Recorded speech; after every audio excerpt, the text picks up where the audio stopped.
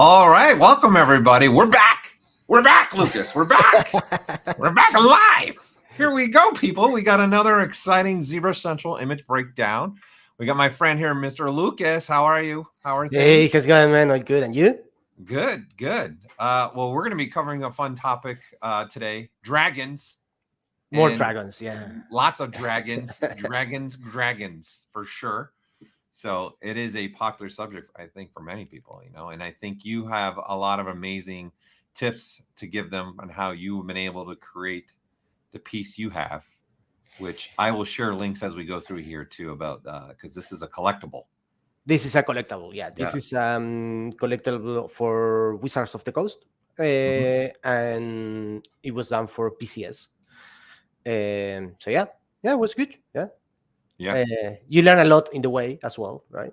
With Right. every project, right? The important part is that you learn, and you just the next project you use what you learned before. keep growing.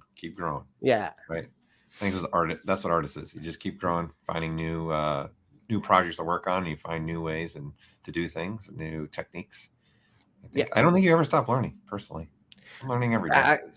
No, unless in this industry, right? Because this industry is growing so fast, right? Yep. And it's crazy, you know. It goes so fast that it's difficult to catch up, right? Yep. And sometimes you feel that you need to, you know, keep to one subject to be able to catch up with everything.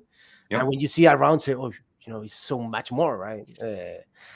So it's difficult to be, you know, being an artist working every day and catch up with all the new stuff that is going around. Right?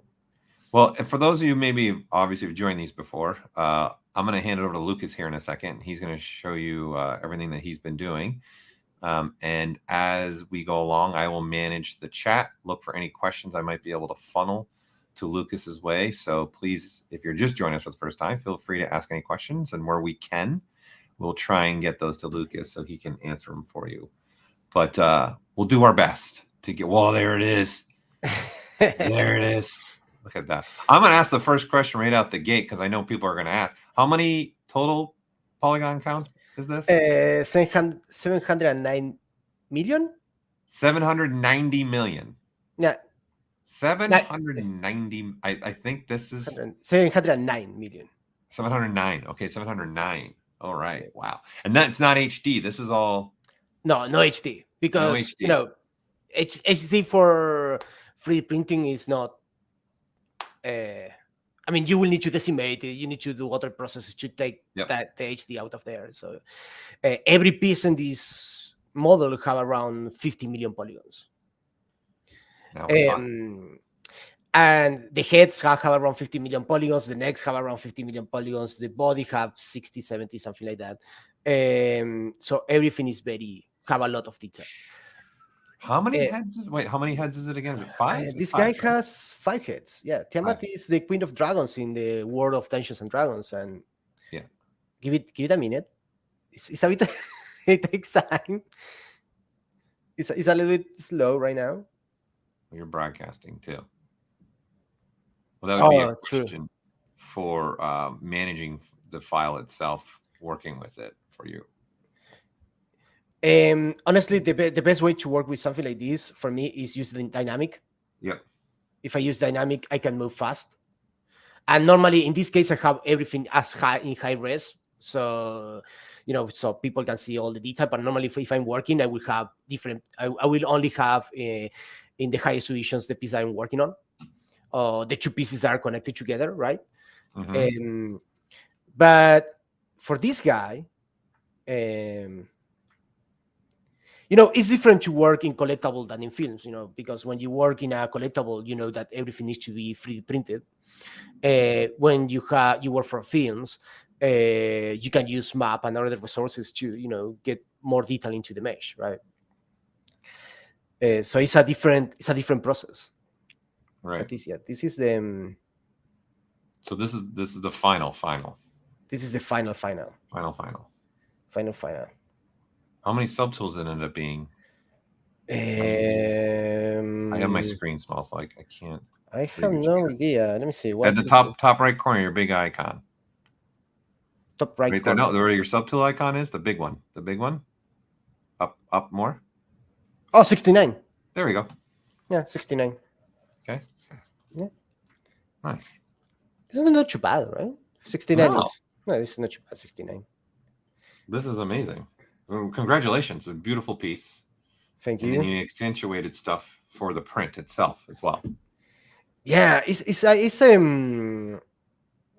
was a bit of a challenge, and also was a bit of a learning curve, right? Because I did other drawings before for 3D printing, and I started to notice, that some of them, the scales start to become noise when you print them, depending of the scale. Mhm. And it's something that I didn't really like too much, because I say, oh, I put so much effort in creating these scales, and now it just becomes like a noisy texture that is not, it's not scales, it's not leather. I really want to. I'm very used to for example, I want that my model looks the material that it is, right? So if I'm sculpting cloth, I want that the model look like cloth. If I want it be leather, I want the model to look like leather. Right. So I learned from another project I did, that was this guy here. Let me see if I can change. I can change to this guy. Yeah. So this is the one that you had, that someone had mentioned they saw the dragon above your head, above you right now. That's this piece you're pulling up, right? Yes, actually, Yeah, that's a printout above you. I'm going to. I can grab it now, so you guys can see. And this So one, this this one's a personal project, right? Yes, this is a personal project. So from this one, I learned, my scales were too small. My scales, when I print this guy, even in the size that I printed there, I can let me see. Oh, that's his head. Okay. Even this size. Hold on. Let me make this. There you go. Now they're looking at just the webcam. So let me see if the webcam can focus. There you go. Yeah, it's focusing. It's focusing. Oh, we lost it. Now it's focusing. There you go. Yeah. Even this size, the neck texture for me didn't work that well. Right. But what I had in the head, right? What they work, all the detail that I had in the plates in the head worked super well. Yeah. Oh, there you focus. So I say, what happens if in the next one I do, I make everything, very sharp, very defined, right? And that's why in TIAMAT, that's what I try to do, have every plate very well defined. And then I use something, same technique I use in this one. I use a lot the elastic brush, because the elastic brush is something that it works under the surface to generate all the wrinkles. For that piece, the piece we're looking at right now. Yeah. How long did that print take that you just showed? Oh, the dragon? The print itself of the. Oh, the head? Only the head? Just the head, yeah. I think that this one took 19 hours. 19 hours.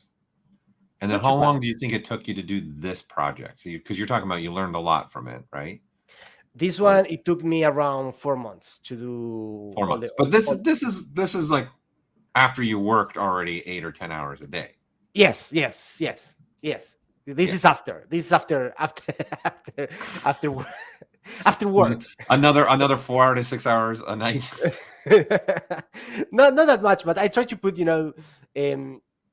I always try to put 2 more hours if I can, just stay 2 more hours and I work in something that I like. Don't get me wrong, I love what I do in my job. It's nice. And we do a lot of creatures and a lot of creature for films and stuff. So it's very nice. But I always like to do what I want, right? But don't follow in the direction of no directors, or Right. And also it's you need to continue working to continue developing yourself, right? I was gonna say, how do you keep the inspiration over 4 months going on a piece? Because I know that's a difficult part for me. That's difficult. Yeah. I think that is because I work for a very long time in production, so I take my steps. I know for this time I want to get this, for that time I need to get that. Also, I try to save time doing things. For example, this piece, the 2 characters are rigged. The topology is a chassis remeasure, but I actually rig them to be able to pose them and save time in posing and resculpting and that kind of thing. And when I like something, I stay with that. I don't change. I will not go back finish all the piece and change the pose or change something that is going to break everything. I will do some adjustments, but I will try to, keep a process. Because if not, process can get very, very long. The same thing happened with TIAMAT. I was taking, because it was so big, it was 5 heads, 5 head designs, so much scales, that you need to have some process. For example, for these ones, I always start in T-pose. I don't start these ones in the pose, but later I will go into the pose and fix the pose. But I want to have a lot of the high frequency detail, all the manual stuff. Try to work with symmetry as much as I can. Right. I also try to put, when I have them rig, I always bring back the model. I bring the model back in a layer, so I can go back into the pose and the T-pose. Yep. So yeah, I use a lot of things that I use for films for doing. I mix the techniques. Right. Yeah, you're mixing it up. Well, you can. Yeah. Well, okay. So since you brought up what film was your go-to film for dragon watching? Like, was there a film you just kept watching over and over and over and over, or a TV series? I mean, the best. It's going to be controversial because people don't. Let it begin. Let the controversy. Fanatics of Lord of the Rings say that The Hobbit is bad. But man, I love that. Smog for me is kind of wow. I can see it today and still saying wow. I see the Lord of the Rings today, and I say wow, because it was done 20 years ago. Without the technology. But think about that, right? It's 20 years ago without the technology that we have today. Right? Yeah. You look back to even 10 years ago. It's insane, right? And I always say, look what they did 20 years ago and today, how the industry changed. Well, yeah, just look. You just made me think of like an old movie. I want to say in the 90s, Sean Connery. He was the voice of the dragon with Dennis. Oh, right, yeah. Well, Dragon Slayer. Yeah, you go looking back at that. The Heart of Dragon. That's the other one. Or listen, I'm a big fan of what Miles Tevis did with the dragon in the just Edge of Tomorrow. Just one blank with not Sean Connery, Matthew McConaughey and Christian Bale in England when the dragons take over the world. Yeah, I forgot the name of that movie. Someone in chat's going to tell me. I don't remember, but that dragon's beautiful. That's a beautiful dragon too. Yeah, I used to watch a lot. It was an Argentinian. He is alive. He worked in The Hobbit, I think, called the Ciruelo, and I used to love his books. When I was a kid, I used to watch that. Fantasy was always kind of my thing. So yeah, I mean, I think about this. I started in this industry because Lord of the Rings. So, and the first, and what I did was study some career in Argentina and take a flight to New Zealand, thinking, I was super naive at this time. I said, yeah, because I'm Lucas and I'm going to New Zealand, I'm going to get hired for Iweta, right? It didn't happen that way, but that's how. There's already people asking about seeing how you did the scale work on this. I'm like, he's going to get to that. He's going to show some yeah. I can show that. Yeah. I mean, the scale work is I do it it's very manual. I do it very all the scales in the dragons that I do is kind of manual. I use you go old school. Yeah, you're like doing it by hand. You're not really using alphas. I don't use. Don't get me wrong. I use vector alphas. Sure. Right. What I don't use is just alphas that I will find in the internet for making the scales. I will not take a photo of a lizard and use it as an alpha. I will create my own for doing this work, because I want very defined stuff.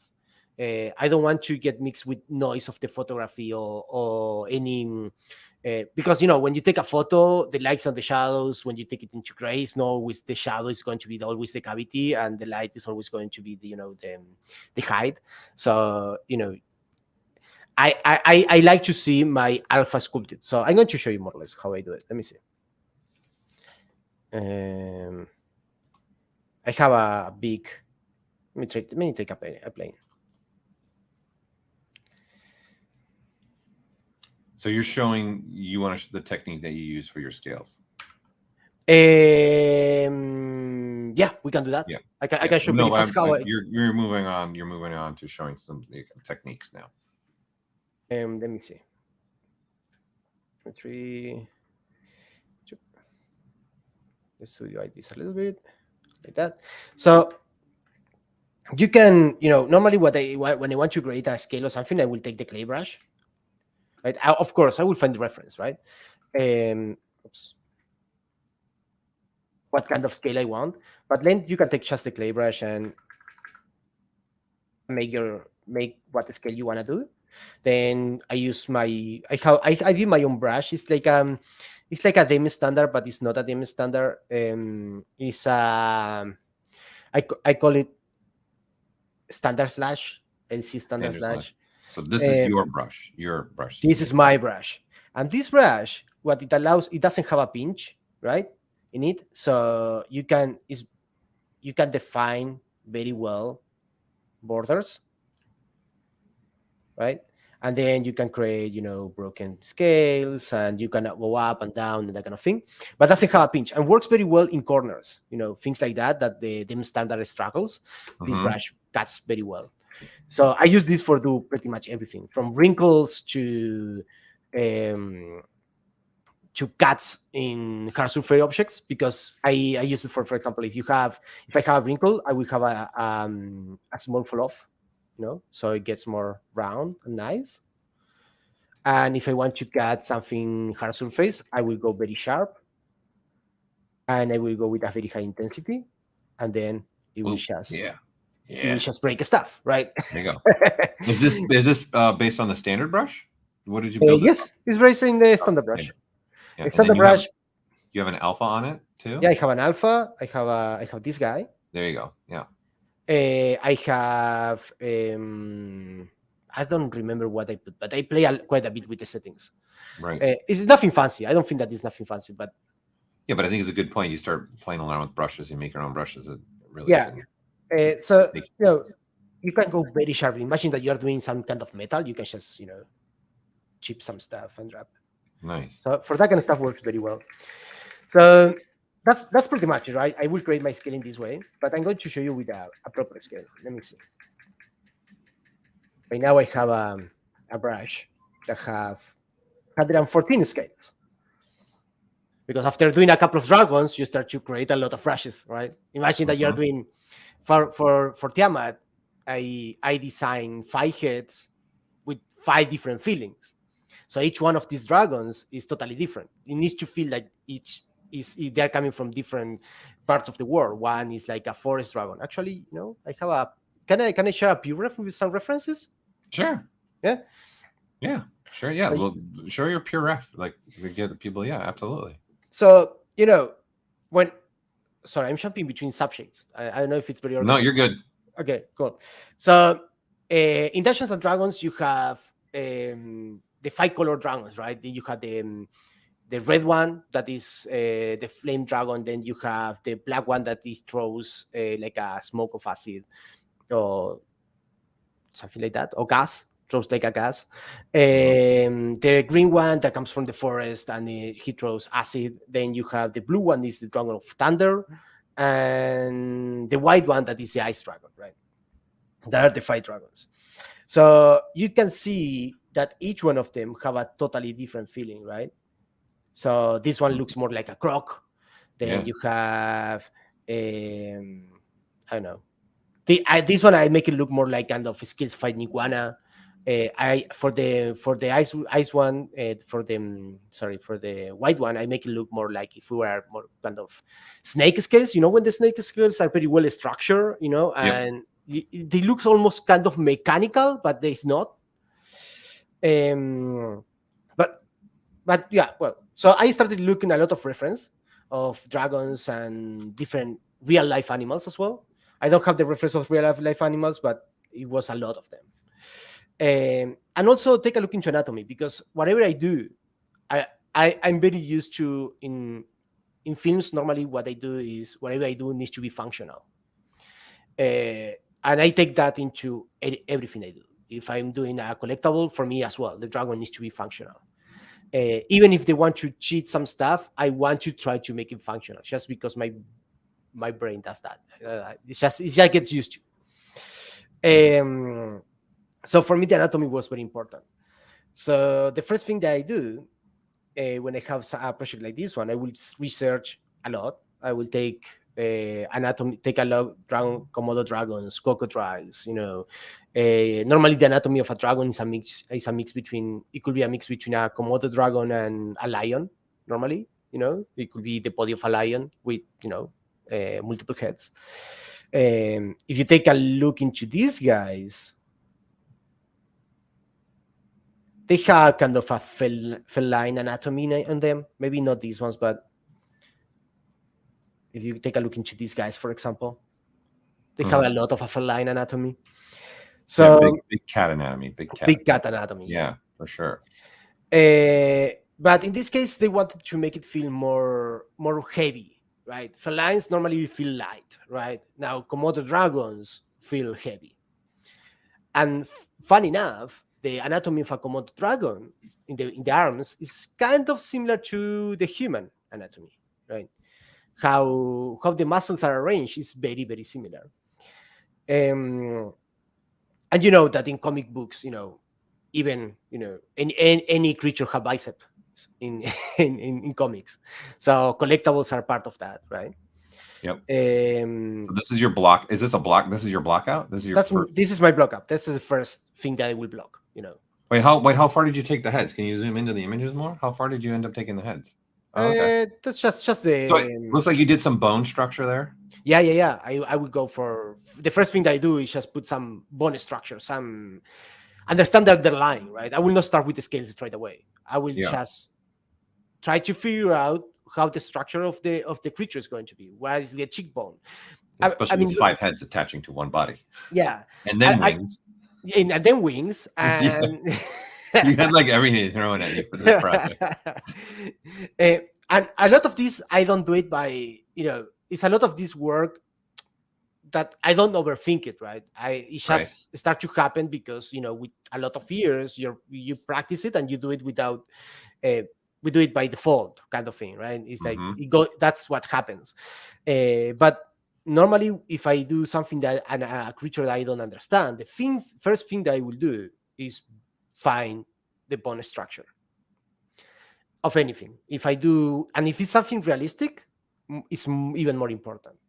For example, if you are doing a dog, a cat, or a lion, a tiger, or if you are doing a mix of a lion with I had a show that it was a mix of multiple animals, but you need to find the bone structures. If you want something that you look real, you need to do that. So here's a good question. Here's a couple questions for you. Number one, people want to know: are you selling your brushes that you were just showing? Do you sell them? Do you have them online anywhere? Yes, the scale brush is in ArtStation. Okay, I'll get the link for that. And then number two, doing this project, did you start creating a dragon or two and then just totally scrap them and start refreshing? So in essence, how many iterations did you do of dragons before you got to even say this point?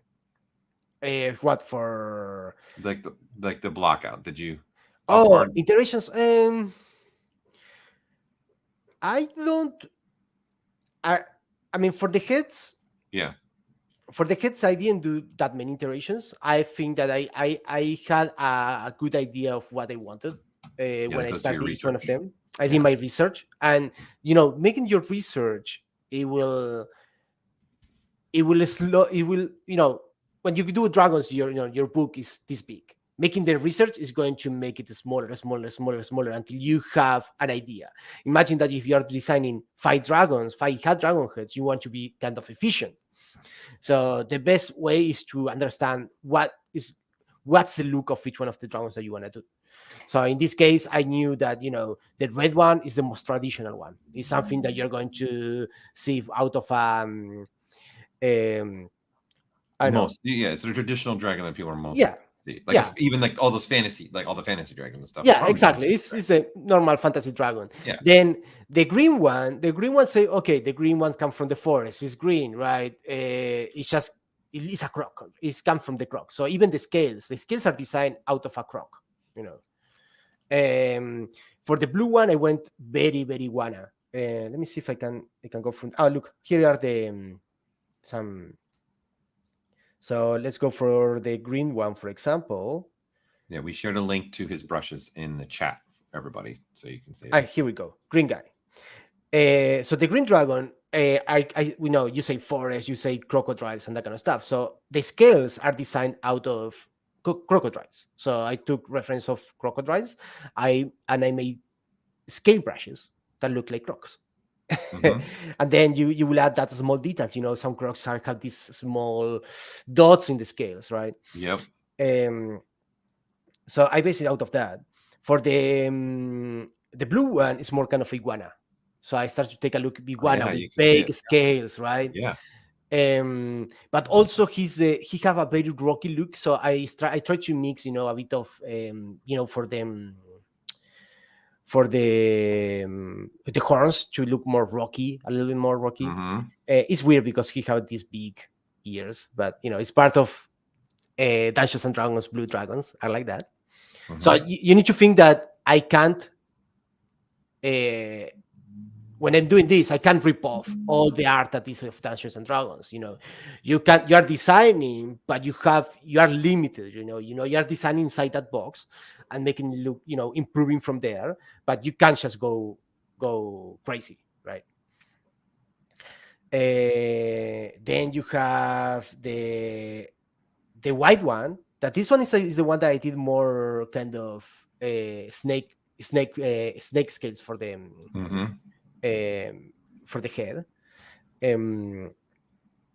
Nice. You can definitely see the difference in the scales, and it's crazy environment, like on how it works, Mother Nature, right? With all these reptiles and how different their scales are. Yeah, yeah. I had to research quite a bit. And then you have the black one. That's one of my favorite ones. That this one needs to look like almost an undead dragon, right? This dragon is almost undead. This comes from the swamps, right? He needs to look like he's, a very damaged, and looks almost like bone, right? Mm-hmm. So it's a little more nasty. And then, well, the standard dragon. The standard dragon, that becomes a bit more easy just because, it's just a standard dragon. It's a lot of you can mix a couple of them, and it's standard. It's a standard. It's a standard dragon. But yeah, that's pretty much how I started. Awesome.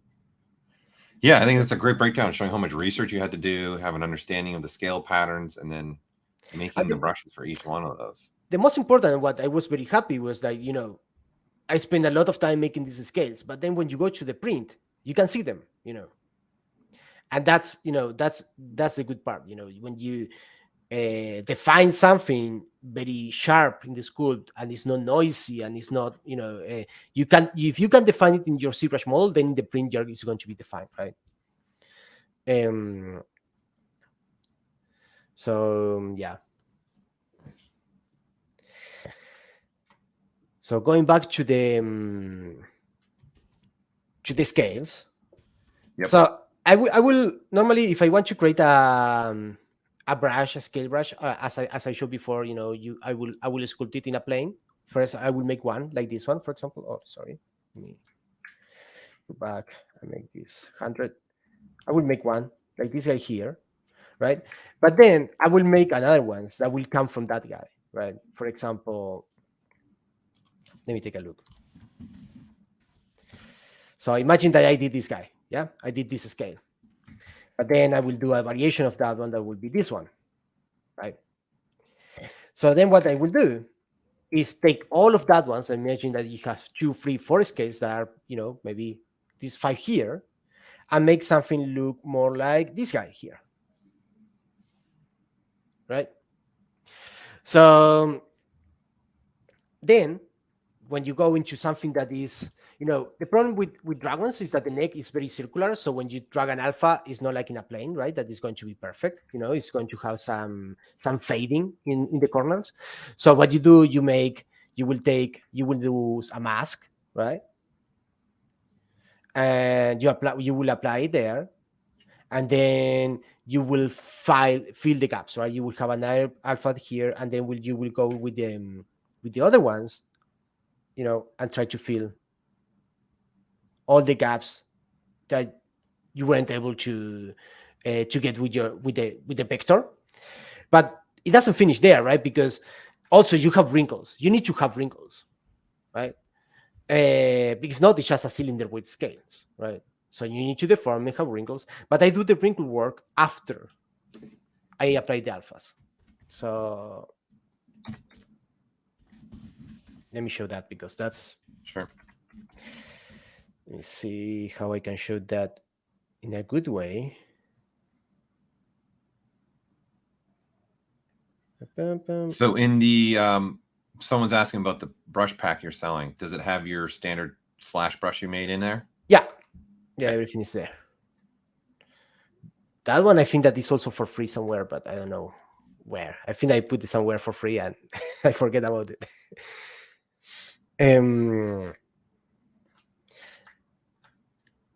So for example, for something like all the work that you see in wrinkles here, that is, they're big wrinkles.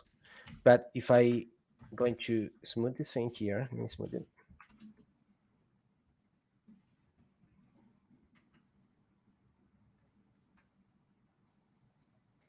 To smooth an area.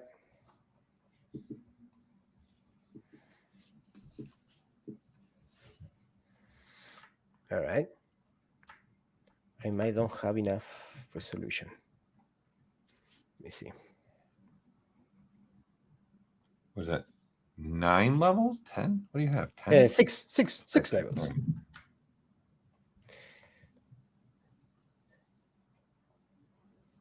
Something that I use a lot is a smooth strong. I almost don't use the other one. Yes, pop. Will be nice, Paul. Will be nice to have something that is stronger than the smooth stronger. Yeah, even stronger. Like a smooth super strong. Or they could call it super strong. Or even stronger. There's possibilities for that, yeah. Yeah. So then, for example, let's see that I'm going to sculpt the neck, put the scales in the neck. I will drag my brush, right? But as soon as you go that far, right, that's the scale that I want, you're going to have a bit of fading in the sides, or it will deform the other things that I have. So before I do that, I'm going to make a mask in the area that I want to drag, right? I want to drag it here. So I will drag it there. And then I will drag it maybe here. Sorry. Maybe there. And I will work in betweens, right? But that's the other part is I want to create wrinkles in this guy. How I create wrinkles for these guys. Okay, so then for creating wrinkles. And the big one you're drawing, you made that too with just the single one and just made. Yeah, with a couple of them. It's a couple of them. Yeah. It's a couple of them. Yeah, and you know, another way that you can do for make these. You fill it with the same one that's in those patterns in there anyway. Yeah, exactly. I fill them with that ones, so that make it easier. But you need to sculpt on top of them, right? Because it's not as easy as, you know, put them everywhere. You need to blend them, move them, you know. But then another thing that you can do is, for example, I do this trick all the time. I create a morph target. You know, let's do it this way. If I don't create a morph target and I mix two of them, what you get? You get that, right? Mm-hmm. And that's not nice. But if I create a morph target, I can do that, and then I can do that. And that's better, right? So then what I will do is fix the transition between the two of them, if I want to do that. Yeah. Sometimes in these cases, I will not do that, and I will just have it, you know, more there and just sculpt the transition. But in things like when you have things like these ones, like things like that guy. Look at this. If you do this, and then you do that, and then you do that, you are deforming each one of them, right? Yep. And that's something that you don't want to. But if I store a off target, I can do this, and then I can do that, and then I can do that, and it's not deforming. And then I bring the other one there, and bring the other one there, and bring the other one there. Right? That's pretty cool. Yeah. I really like that. Very nice. Very It nice. works very, very well for this. And then for do the wrinkle work, let me go back make a couple of undos.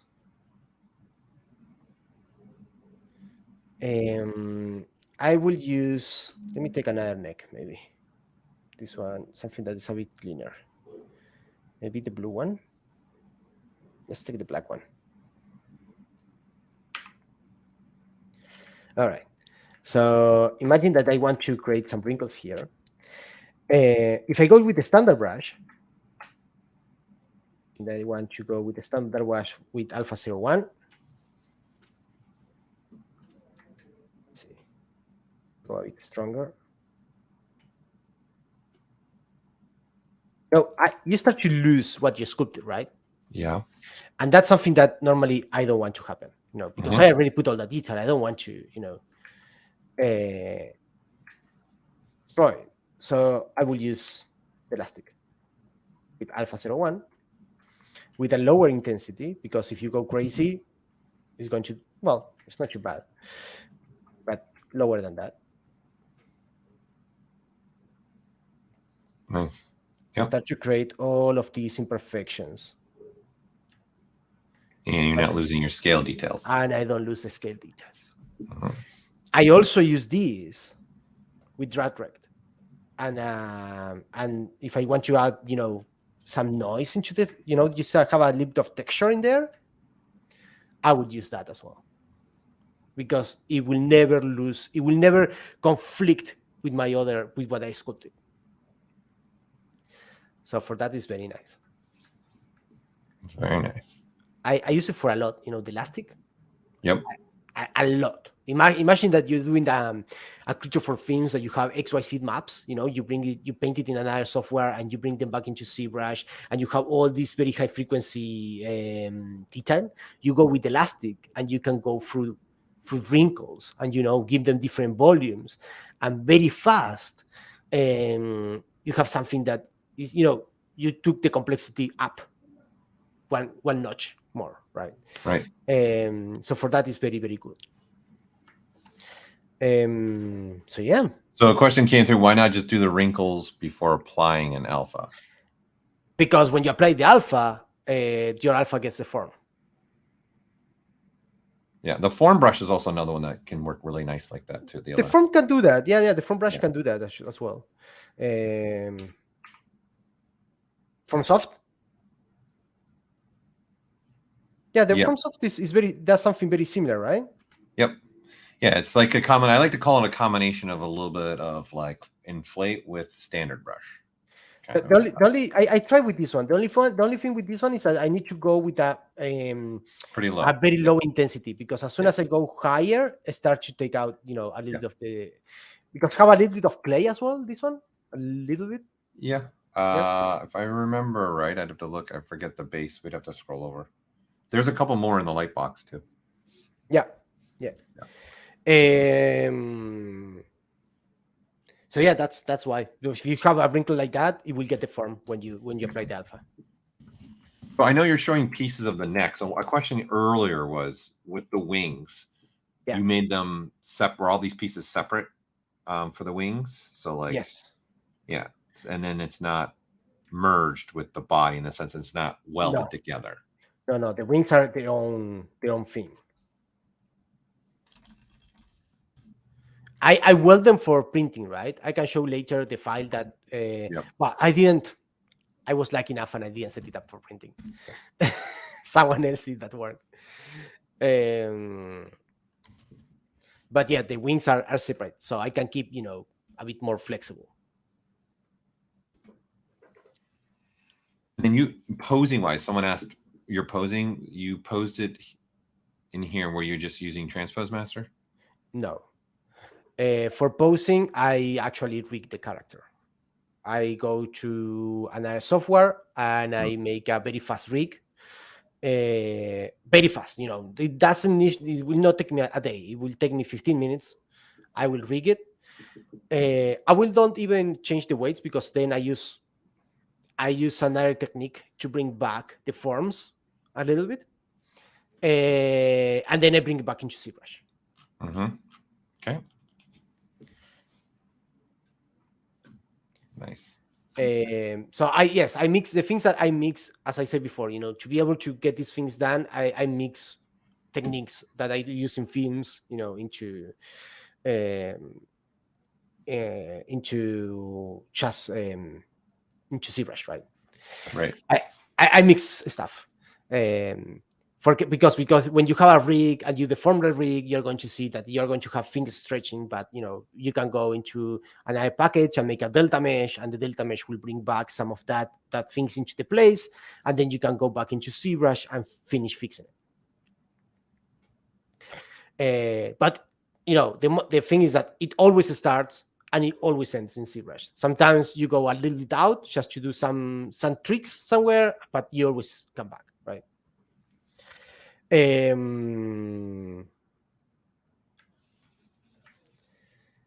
So yeah, that's pretty much. Very nice. It's a beautiful piece. Yeah, thank you, man. So then, printing wise, did you have to do the prepping for the print as well? No, but I did some prep, because you can see that the necks they are separate right now, right? And I didn't work you can see that the blending is not well done yet. And that's because I wasn't able to get all that detail by having the body with the necks together, right? Imagine that the necks have around 40 million polygons and the body have another 40 million polygons. So, it gets very difficult to have a full body with all the necks and sculpt the transitions. So what I will use is to decimate all of it. I will decimate the full thing. And then I will merge. I will make a boolean between the necks and the body, and then I will use Sculpting Pro to work the blending. Smooth out the transition. Yeah. Scale and work all the blending, and then that's a file that I will send. So it's not that I prep it, but I more or less merge things together for them. Yeah, a little bit. But someone else make sure that all of this was printable. For this project, how long did you get to work on this? Oh, this took very long time. Yeah, this took very long time because and it wasn't because the thing took time. It was because clients and the clients have feedback, right? Interactions with the clients, Yep. It's a very important IP for them as well. So the final client really takes care of their IP. So it was a lot of back and forward. So were you involved in the coloring too? You were just only the sculpt? No, only the sculpt. The coloring was someone else. Someone else painted. Yeah. But yeah, it was interesting. And what texture do you have on the wings? You made custom brushes for that too? For the textures, I actually build them from. I have some skins, some alphas I did very long time ago about skin and wrinkles and that kind of thing. So I use that. I don't have that ones anywhere, but that's just and also I think I use a little bit the one that it comes from ZBrush for this. Brush first. This one I think that they're the Aaron Sims ones, right? Yeah, those I think if I remember right, they're the Aaron Sims original. They were made like 15 years ago. Still working, I still use them. Yeah, it's very funny because I still use them. Yeah, they used to be part of like the Gnomon workshop, little DVD. I think you got and everything. Yeah. Yeah. So yeah, I use that ones. I think that for this one I mix a couple of them, and then the same thing that I did here. I use them for the paints, for example. I use the standard brush with Alpha 01 with the smooth. You know, you can go into the smooth into the brush here, and in the modifiers, you can add a smooth transition. So you can smooth a little bit what is in the underline, you know, totally different what I was doing with elastic, where I want to destroy the detail. In this case, I wanted to destroy the detail. I wanted to have the paints, you know, don't have any kind of other detail. So you can have a bit of contrast, because that's important as well. You know, in the school, you know, you need to have a little bit of contrast between things.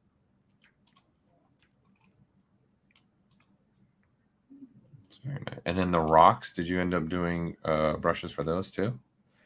No, for the rocks is I mix some brushes that I got from internet. I bought a couple of them, and you know, the rocks are pretty simple. You know, you can even find some.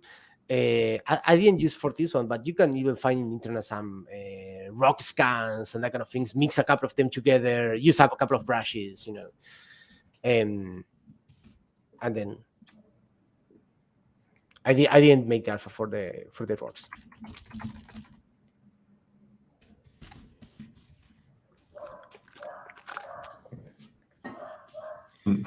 More dragons coming. Are you taking a break? I'm taking a break of dragons because I did too many. I did one for a film that is going to come. At the same time, I was doing this one, and before I finished this one, I was doing the other one from Smog and the Balrog. So I'm taking a break of dragons for a little bit. No more dragons for a little bit. Yeah. I'm just reading, trying to see the questions coming through. Yeah, no worries. What printer? I know a question came through. What printer did you use for the prints you have behind you? You had the head, and the personal project. I use Can I say the brand and everything? Yeah. I use the Frozen Mega IK. Okay.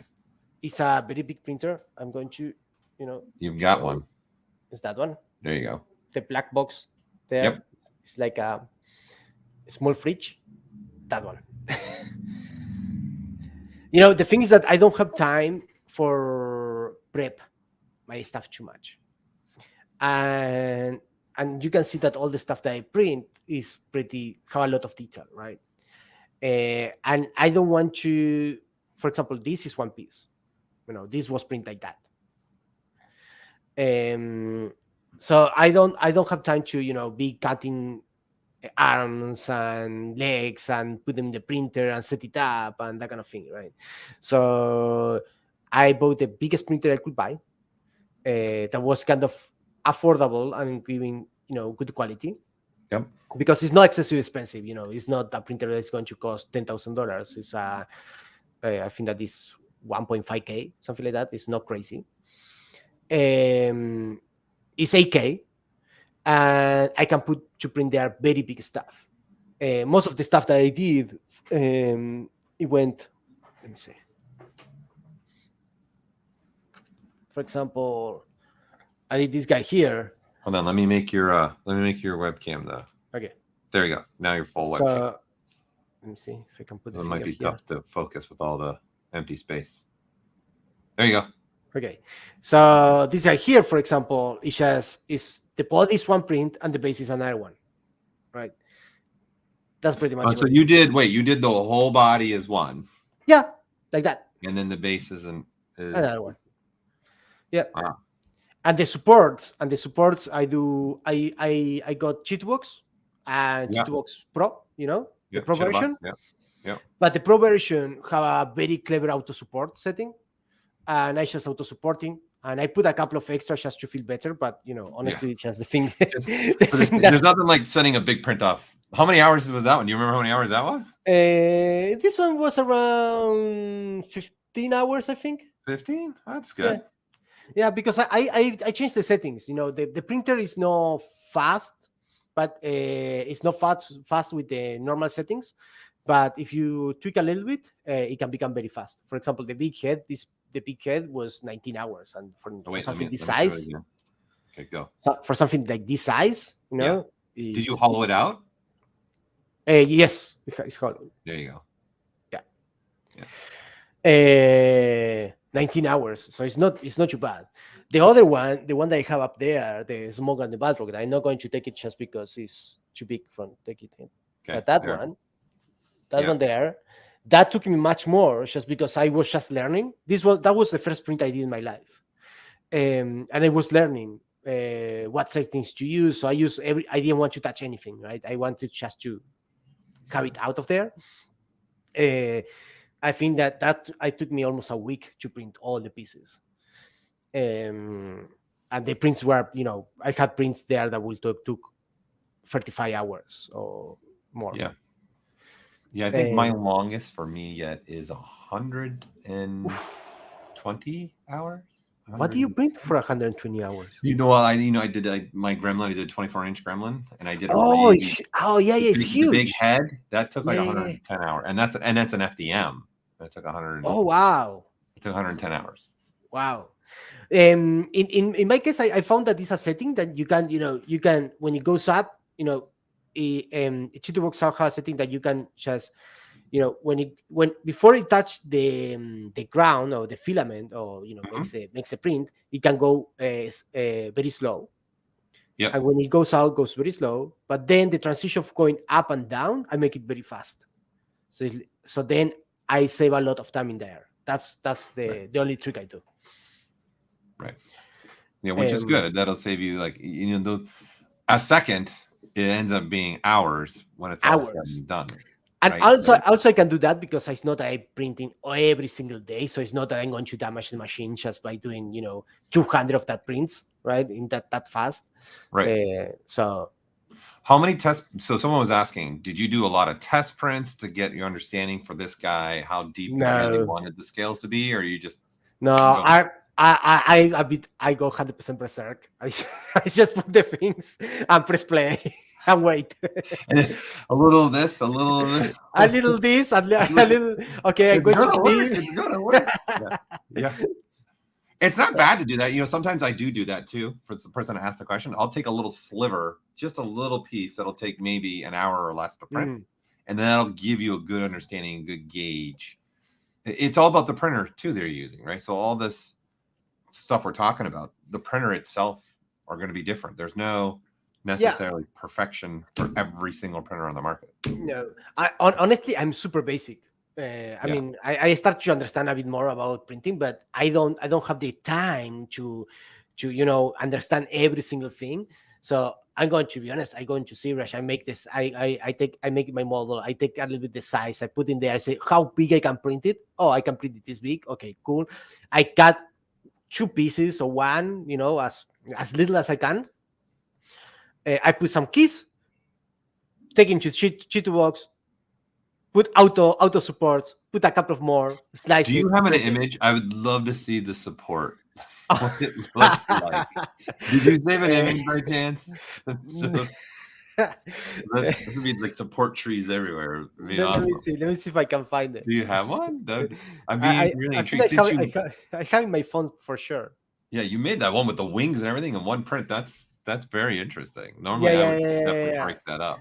Let me see. I mean, if I have less work aftermath too, less keying to do and gluing. What resin were you using with your printer? Someone was asking. I use Frozen 4K, or I use also Anycubic, Craftsman, and now I'm trying the Sunlu.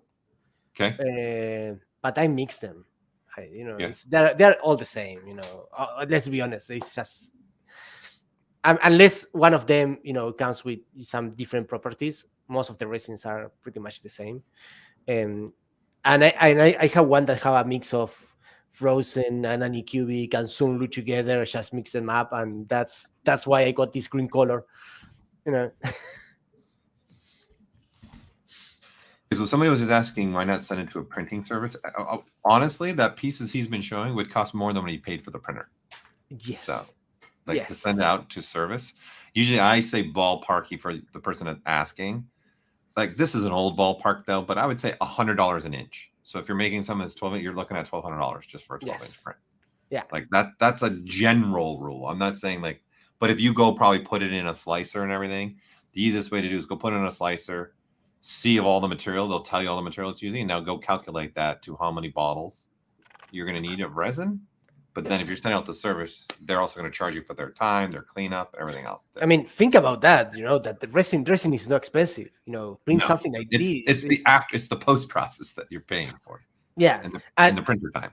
And the post process, I found it that with the quality of the new printers, these ones have 8K, so and the prints are pretty big.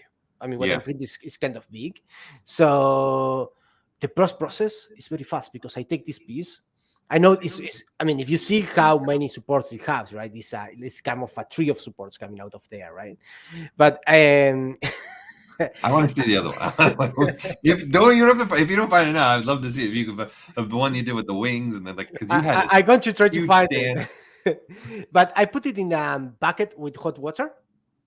Yeah.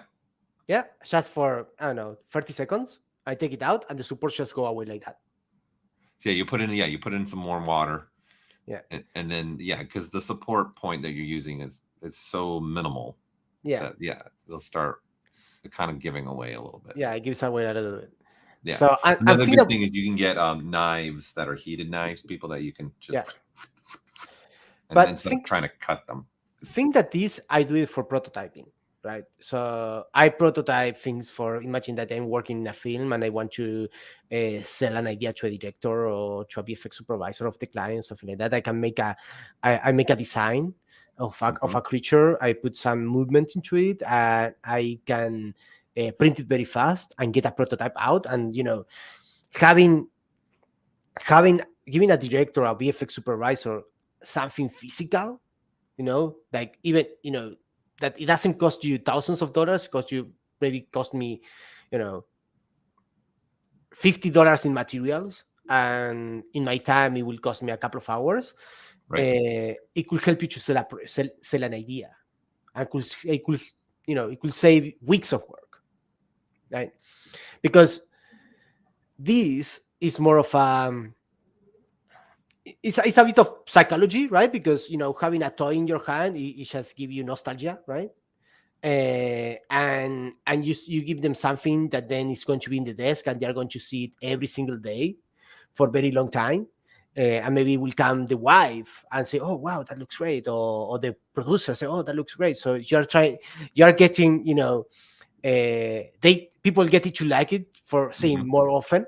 Mm-hmm. And that's something that you can do with images, right? Images, always someone is going to comment from an image. It's very, you will have 20 versions of it, 20, 50, 60 versions of it or more. Until someone say, "Oh, this is what I like." And that is still being 2D, right? Even if it's a 3D model and you put it in Photoshop and you did just a couple of tweaks between iterations, that is still 2D. That doesn't mean that when you sell the character from the side view and the director approves that side view, that you did a bit of liquify, a bit of Photoshop, and a bit of that. As soon as the director sees it from the front, he might not like it. And you're still in the same process. But if you have a 70% design approved and you print it and send it to them, he might say, "Oh man, I love this." And they will leave it in this. They will keep it for a week and say, "Oh man, they can take it into set." Is the value on having something print is very high. Even if they don't know that it's very high. It's very high. Yeah. It's not cheating in a print. That's how your model is going to look. Mm-hmm. That's what it is. You can see it with the lighting in the studio, in the lighting of the go outside and see in any light. The print is not cheating. Yeah. So Yeah. Well, I think you got through everything that you wanted to cover on him, right? If I remember. Yeah, I think so. Is anything that you would like me to cover on this? Is anything that you guys? I think one of the questions was how you built the wings. Yeah, that's very easy. It's like specifically in the membrane, how you did the membrane to the bone structure in essence. Yeah, going through there. I just use Z-spheres. So you made Z-spheres, to make the actual bone structure. Yeah. Just the Z-spheres to make the bone structure, and that's it. And duplicate it and have it around. It's pretty simple. And then to make the membrane in between. I think I don't remember. Let me see. Let me think. It was so long ago. The things that I use different things all the time. Sometimes I use the topology brush, so I do topology. And I used to use the bridge brush as well. Yeah, the bridge is a good. Yeah, because you just draw a curve, and then it'll membrane across. Yes, I used to do that one. I think I did that one. I think I used the bridge brush, and I deform it a little bit to fit it in place. Yeah, you can move the points around, and it'll create some of the wrinkles that we're seeing in there for you right out the gate. And I will use the ZBrush, ZBrush a couple of times to get everything there. But I will do it by a plane. I will do one plane. I will not have it double. I will get everything in a plane. Use ZBrush, sculpt one side, and then for the wrinkles, right? So I don't have, that when you sculpt, if I sculpt, it's very difficult to put alphas on one side and the other side. Sometimes, so you want to be able to mask the two sides very easy. So normally what I do is just I will make the membrane in only one side. I will sculpt a little bit. I will extrude it, and then I will have a mask for side A and side B, and then I can sculpt them separately. Gotcha. The only thing that you need to make sure that you have polygroups in each one of that sides, so you can see if one of your brushes we went through the other side, because then that doesn't work. When you print, you can do that when printing. So you need to make sure that you have always a space between the wings, right? Were you thinking about size thickness when sculpting the wings in regard to printing?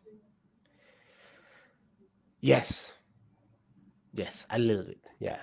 You always need I think it's a good tip. Sculpt on the plane. Yeah, I always sculpt in the plane. Yeah. Now with dynamic thickness too, sometimes I'll just use that to at least get a gauge of my thickness. Yes, exactly. That I use it as well. I use dynamic thickness to know more or less how much I need to extrude it later. And you can also apply it, right? If you have the dynamic, you can apply it. Yeah. What I don't remember is if when I have the dynamic and I apply it, I get the loop, the polygroups. Yeah, you will get the polygroups. Yeah, you'll get the polygroup on the top, a polygroup in the middle, and a polygroup on the other side. You'll get the polygroups. Yeah, okay, you'll get 3. So yeah, that's more or less how I did it. It's pretty simple, but it's kind of effective.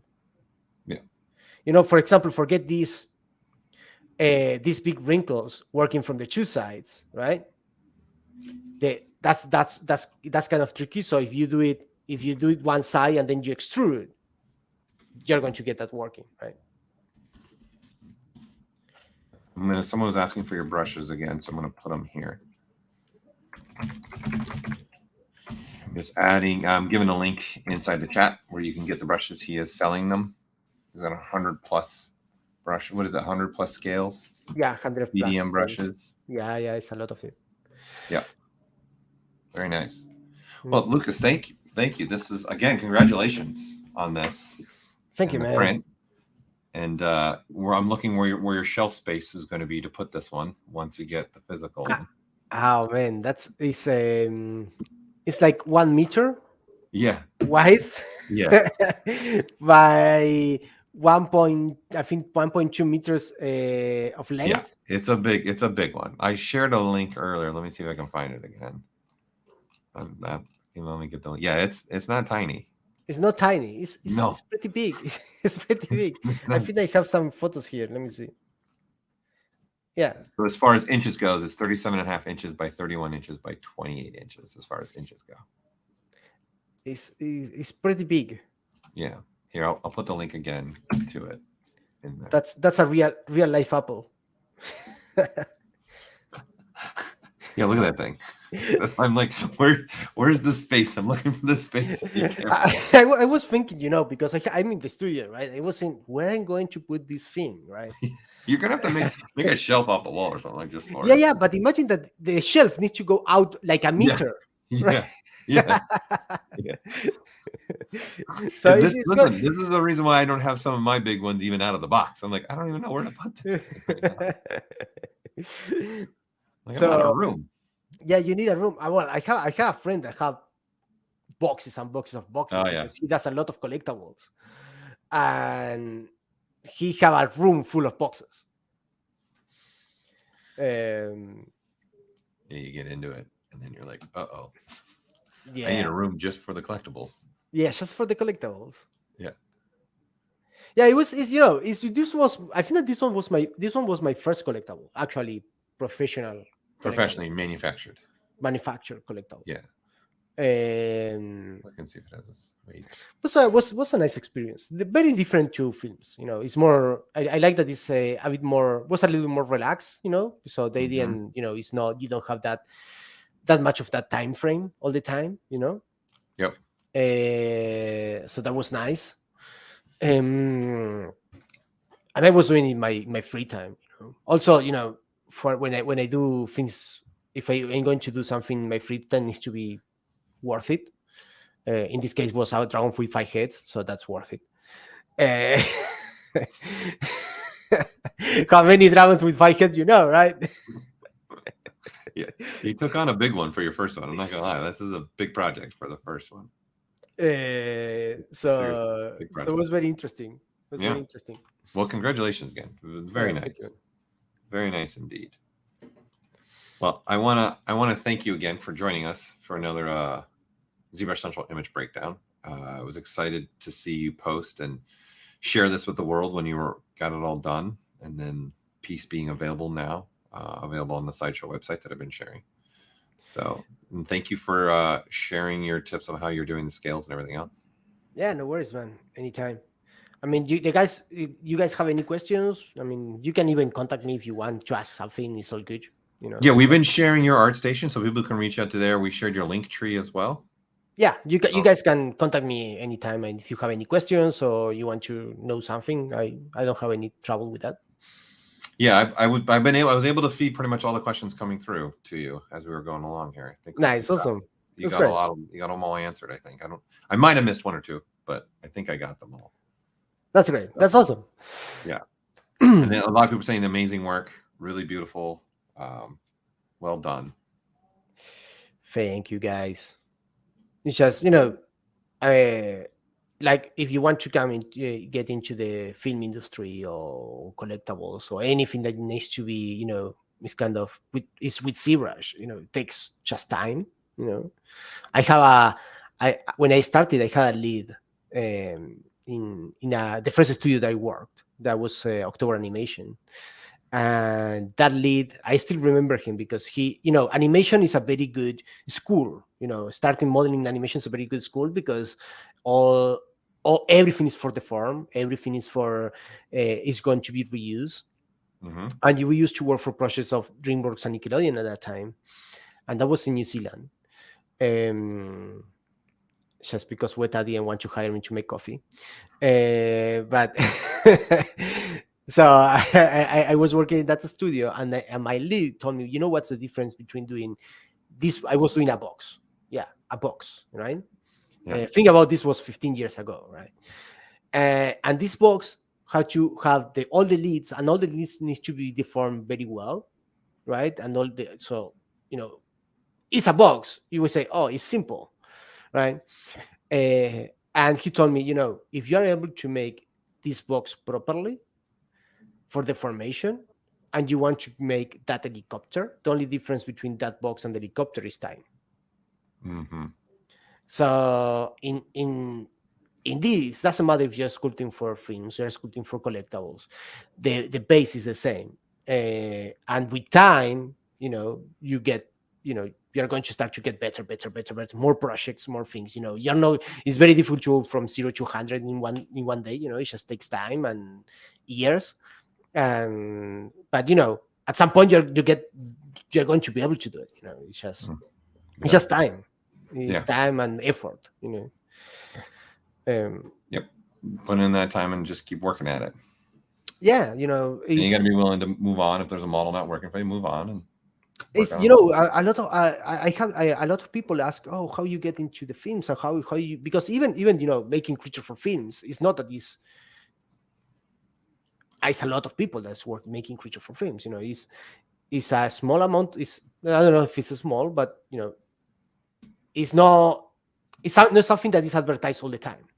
So how you get there is just by working. You wake up early, you learn, you study anatomy, you study ZBrush, you study, you need to learn a lot, and then at some point you're going to get the opportunity, and when you get the opportunity, you need to own the opportunity, right? I'm just sharing a link with someone who's asking questions. There you go. All right. I think we're done. Yeah. So thank you again for time out of your day and taking time with us. Really appreciate you doing that with us. It's been a lot of fun to see that piece and see how you put it together, and share some 3D printing stuff as well. Yeah, I'm pretty new in 3D printing also, so yeah, whatever I say, take it with a grain of salt. I'm not kidding. If you find an image, I want to see the support trees. Oh, I got you. You want to see them now? I can try to find them. Oh no! Don't worry about it. Okay, I'm going to send you. I will send you by messenger, and then if you want, you can post the support trees. Yeah, perfect. But it's like it's a lot of them. Yeah. I want to just say that the same amount, almost the same amount of resin I use for print the thing, used for supports. That's awesome. All right. Well, thank you so much, Lucas, again, for sharing your project with us. It's been a lot of fun. I'm Paul Gaboury with another episode of ZBrushCentral Image Breakdown. We look forward to see you guys in one of our next streams that this is live on a regular basis. So thank you again, Lucas, and everyone else. Have a wonderful day. See you guys. Thank you for coming. Bye. See ya.